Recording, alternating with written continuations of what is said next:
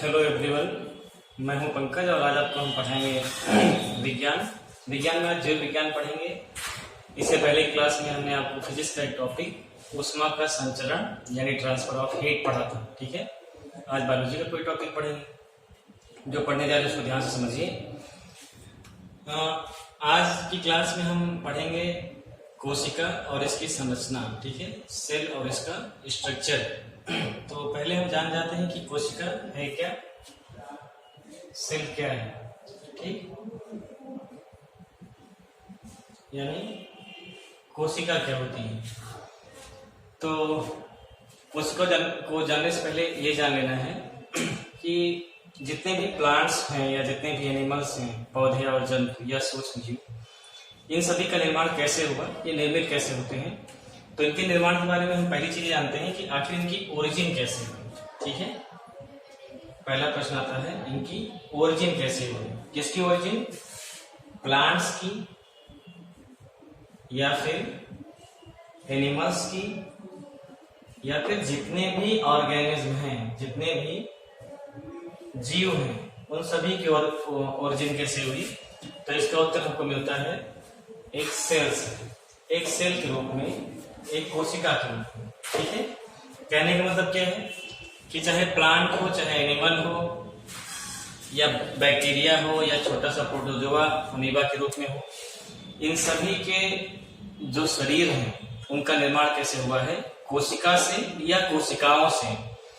अगर एक कोशिकीय जीव जंतु है तो उसका पूरा का पूरा बॉडी एक सेल होगी, और अगर बहुकोशिकीय जीव जंतु है तो उसकी पूरी बॉडी में बहुत सारी सेल्स होंगी।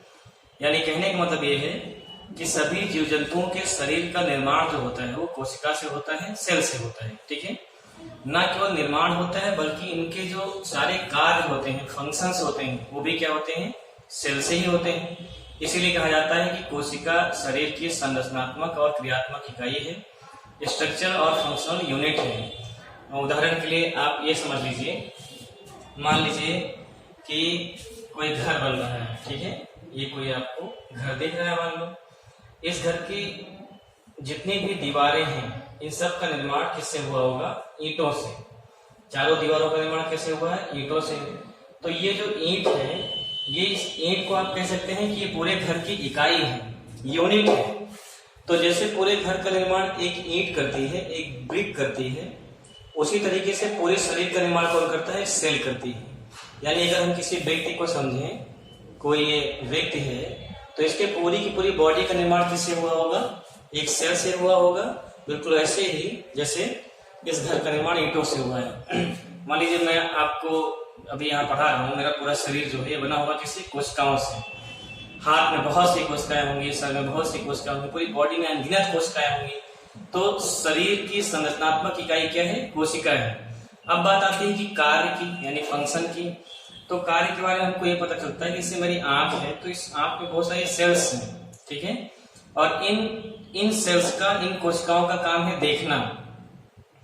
मेरे कान में सेल्स हैं, इनका काम क्या है, सुनना मान लीजिए। या मेरे पूरे तंत्रिका तंत्र में जितनी भी कोशिकाएं हैं उनका क्या काम है, पूरे शरीर पे कंट्रोल करना, कोऑर्डिनेशन करना। तो हम कह सकते हैं कि कोशिकाओं के मतलब शरीर का पूरा काम किससे हो रहा है, कोशिकाओं से हो रहा है। यानी कि कोशिका न केवल संरचनात्मक इकाई है, संरचना बना रही है, बल्कि कार्य भी कर रही है, तो क्रियात्मक इकाई भी है। ठीक है, इसी एग्जांपल में इसको भी देखिए। जैसे इस पूरे घर का काम एक ईंट के काम जैसा है, एक ब्रिक के काम जैसा है। ईंट के काम जैसा होने का मतलब क्या है कि पूरे घर का काम है आपको एक अच्छा निवास स्थान देना, एक स्थायित्व देना, आपको धूप छांव सबसे बताना। तो ये पूरी दीवारें कर रही हैं, इंडिविजुअली इसको कौन कर रहा है, एक एक ईंट कर रही है, और एक एक ईंट मिलकर पूरा घर बन रहा है। तो ऐसे ही हम इसको सेल के रूप में देखते हैं। अब इसकी डिस्कवरी की बात करते हैं कि इसका कॉन्सेप्ट आया कहाँ से, या इसके कौन कौन से इससे जुड़े हुए साइंटिस्ट थे जिन्होंने इसके बारे में बताया। तो आरंभ में किसी को इसके बारे में पता नहीं था कि आखिर सेल कैसे, अलग अलग कॉन्सेप्ट थे लोगों के, शरीर को लेकर के, या पौधों को लेकर के, या जंतुओं को लेकर के। लेकिन बात 1665 की है, 1665 की।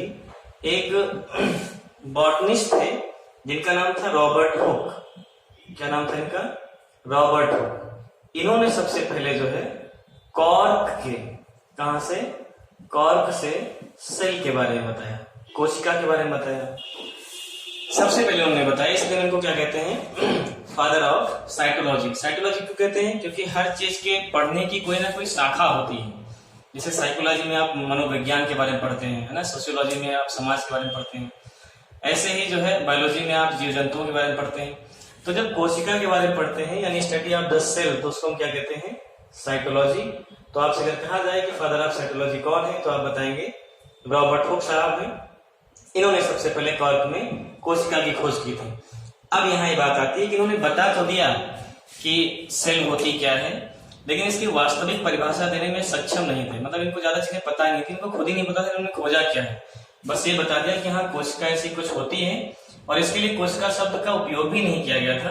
बाद में जाकर के सेल जैसा वर्ड यूटिलाइज हुआ। फिर इससे जुड़े हुए बहुत सारे साइंटिस्ट आए। अच्छा, कॉर्क क्या है, कॉर्क एक डेड पार्ट था, यानी एक मृत भाग था। तो कोशिका भी कैसी होगी, डेड रही होगी। यानी इन्होंने जो कोशिका खोजी थी दरअसल वो मृत कोशिका थी। इसके बाद एक और वैज्ञानिक आए जिनका नाम क्या है, जिनका नाम है एंटोनी वान लीवेनहॉक। ठीक है, इनका नाम आपने सुना होगा। जब आप जीवाणुओं के बारे में पढ़ते हैं तो उसकी शाखा को कहते हैं बैक्टीरियोलॉजी, और जीवाणु विज्ञान के जनक कौन है, यही लीवेनहॉक है। सबसे पहले लिविंग सेल की खोज ये कैसी थी, डेड थी। सबसे पहले जीवित कोशिका की खोज जिसने किया उस व्यक्ति का क्या नाम था, लीवेनहॉक। और जिस जीवित कोशिका को खोजा दरअसल वो जीवाणु के रूप में था, इसलिए इनको जीवाणु विज्ञान का जनक या फादर ऑफ बैक्टीरियोलॉजी कहते हैं। बाद में से बहुत सारे और वैज्ञानिक जुड़े, लेकिन हमारे जो सिलेबस में है वो इतनी ही चीजें हैं, ज्यादा इन पर रिसर्च नहीं करना है। ठीक, तो ये डिस्कवरी की बात थी कि सबसे पहले कोशिका की खोज किया किसने। अब बात आती है कि इसके प्रिंसिपल क्या है, इसकी थ्योरी क्या है। जैसे कोई चीज जब आती है तो उसको लेकर बड़े बड़े सिद्धांत आते हैं। नाम पता चल गया, चलो हाँ कुछ ऐसा होता है, ये भी पता चल गया। इसका एग्जैक्टली काम क्या है, तो इसका वही काम है जो थोड़ी देर पहले हम आपको बता रहे थे कि पूरे घर में बहुत सारी ईंटें होती हैं, ईंटों से मिलकर के पूरा घर बनता है, और जो काम पूरे घर का है वही इंडिविजुअल काम ईंट का है।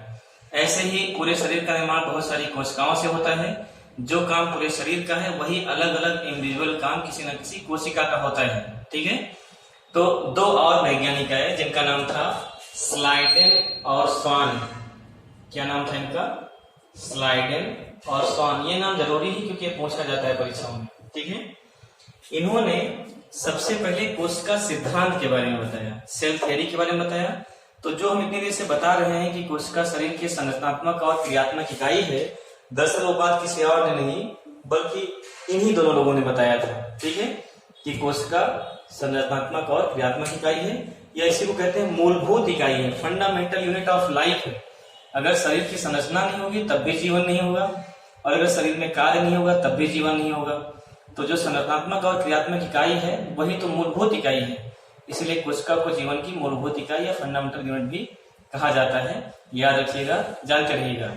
तो इन्होंने ये बात बता दिया कि कोशिका है क्या, क्या क्या काम करती है, इन्होंने कोशिका के बारे में बता दिया। अब कोई ये नहीं बता पाया कि आखिर एक छोटी सी कोशिका से इतना बड़ा शरीर बन कैसे जाता है, चाहे वो पौधे का हो या जंतु का।